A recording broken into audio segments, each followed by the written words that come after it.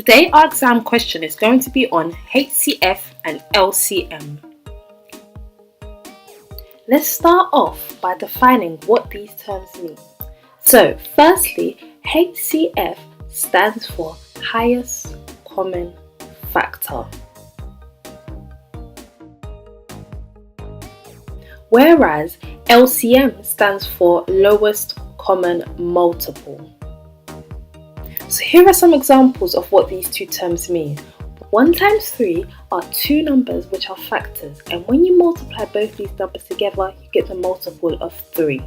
4 times 6 are the factors of the multiple 24. So, going back to the question, we can start by writing out A equals 2 cubed times by 3 to the power of 4 times by 5 squared. Now if we write this out, this is basically 2 times 2 times 2 times 3 times 3 times 3 times 3 times 5 times 5. And B in index form is 2 squared times by 3 to the power of 6 multiplied by 5. If we write these numbers out, this is 2 times 2 times 3 times 3 times 3 times 3 times 3 times 3 times 5. Now your next step is to draw a Venn diagram where you will put your prime factors.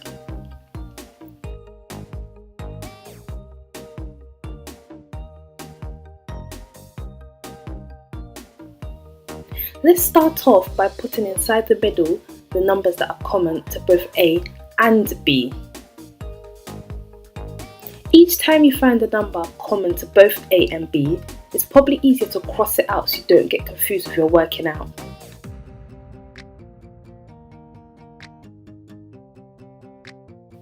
Now our Venn diagram is complete. To find your highest common factor, the technique that you will use is to multiply all the numbers in the center of the Venn diagram together. So these are all the prime factors that are common to A and B. This then gives you 2 times 2 times 3 times 3 times 3 times 3 times 5. If you simplify this, this is 2 squared times by 3 to the power of 4 times by 5.